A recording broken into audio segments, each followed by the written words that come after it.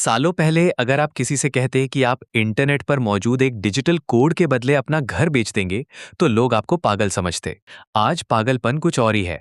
आज हम उस कागज के टुकड़े पर भरोसा कर रहे हैं, जिसकी वैल्यू हर गुजरते सेकंड के साथ कम हो रही है, जिसे सरकारें जब चाहें जितना चाहें छाप सकती हैं। पैसे का भविष्य क्या है, ये कोई छोटा सवाल नहीं है।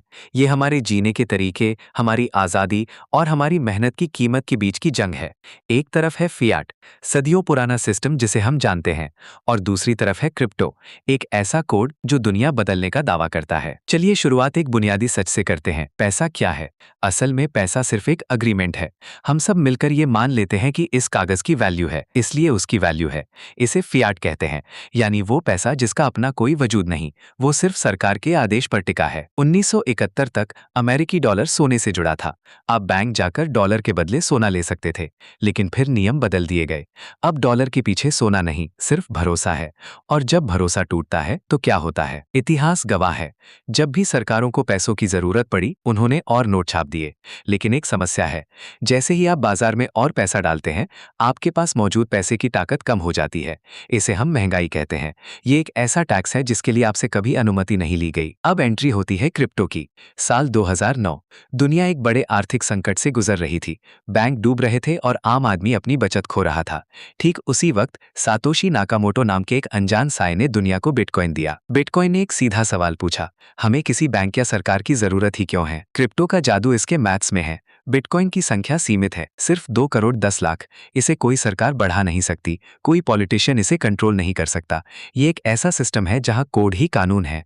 यहाँ भरोसा इंसान पर नहीं, एल्गोरिथम पर किया जाता है। इसे ऐसे समझिए, फियाट एक ऐसी लाइब्रेरी है जहां लाइब्रेरियन जब चाहे किताबें बदल सकता है, और क्रिप्टो एक ऐसी किताब है जिसकी कॉपियां दुनिया के हर इंसान के पास हैं। अगर कोई एक पन्ना भी बदलने की कोशिश करे तो बाकी सब उसे पकड़ लेंगे। इसे हम ब्लॉकचेन कहते हैं। लेकिन क्या ये इतना ही सीधा है? नहीं, यहाँ से कहानी उलझती है। क्रिप्टो के समर्थक इसे आज़ादी कहते हैं, लेकिन आलोचक इसे एक जुआ। और सच कहूं तो दोनों अपनी जगह सही हैं। क्रिप्टो की दुनिया में जितनी तेजी से लोग अमीर हुए, उससे कहीं ज्यादा तेजी से लोगों ने अपनी पूरी जमा पूंजी गंवाई भी है। इस सिस्टम में कोई कस्टमर केयर नहीं है। अगर आपका पासवर्ड खो गया या आपने गलत एड्रेस पर पैसे भेज दिए, तो वो हमेशा के लिए चले गए। कोई बैंक मैनेजर आपकी मदद के लिए नहीं आएगा। ये एक ऐसी आज़ादी है जिसमें जिम्मेदारी का बोझ बहुत भारी है। वहीं दूसरी तरफ फियाट सिस्टम, जिसे हम पुराना कह रहे हैं, वो हमें सुरक्षा देता है। अगर आज आपका क्रेडिट कार्ड चोरी हो जाए तो आप उसे ब्लॉक कर सकते हैं। सरकारों के पास इकोनॉमी को संभालने के टूल्स होते हैं। बेशक वो टूल्स कभी कभी महंगाई बढ़ाते हैं, लेकिन वो स्टेबिलिटी भी देते हैं। असली ड्रामा तो अब शुरू हुआ है। सरकारें देख रही हैं कि लोग उनकी पकड़ से बाहर जा रहे हैं, तो उन्होंने क्या किया? उन्होंने क्रिप्टो को बैन करने के बजाय उसे कॉपी करना शुरू कर दिया। इसे कहते हैं सीबीडीसी, यानी सेंट्रल बैंक डिजिटल करेंसी। ये क्रिप्टो की तकनीक है, लेकिन कंट्रोल सरकार का। सोचिए, एक ऐसी डिजिटल करेंसी जिसे सरकार ट्रैक कर सके। उन्हें पता होगा कि आपने कब, कहां और क्या खरीदा। अगर वो चाहें तो आपके पैसों की एक्सपायरी डेट तय कर सकते हैं, या शायद आपके अकाउंट को एक क्लिक से फ्रीज कर सकते हैं क्योंकि आपने उनके खिलाफ कुछ कहा। ये वो मोड है जहां क्रिप्टो और फियाट की जंग अब सिर्फ पैसों की नहीं बल्कि प्राइवेसी की जंग बन गई है। एक तरफ वो डिजिटल गोल्ड है जिसे कोई सेंसर नहीं कर सकता, और दूसरी तरफ वो डिजिटल फियाट है जो निगरानी का सबसे बड़ा हथियार बन सकता है। विडंबना देखिए, जिस बिटकॉइन को बैंकों को खत्म करने के लिए बनाया गया था, आज दुनिया के सबसे बड़े बैंक उसी में इन्वेस्ट कर रहे हैं। जिस डिसेंट्रलाइज दुनिया का सपना दिखाया गया था, वहां आज चंद बड़े एक्सचेंज पूरी मार्केट को कंट्रोल कर रहे हैं।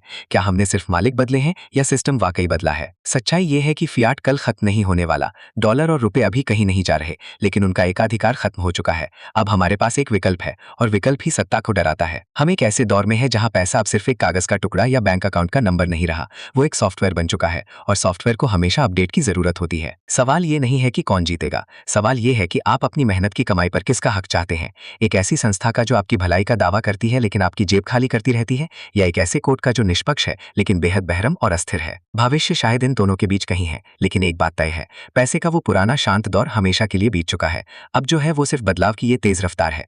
आप इस नई दुनिया में अपनी जगह कहाँ देखते हैं, कंट्रोल में या आजादी में? ऐसे और भी फाइनेंस रिलेटेड नॉलेज जानने के लिए वेल्दी अजीत चैनल को सब्सक्राइब करें, वीडियो को लाइक करें, कमेंट में बताएं तो आपको इसमें कौन सा पॉइंट अच्छा लगा और कौन सा खराब। मिलते हैं अगले वीडियो में।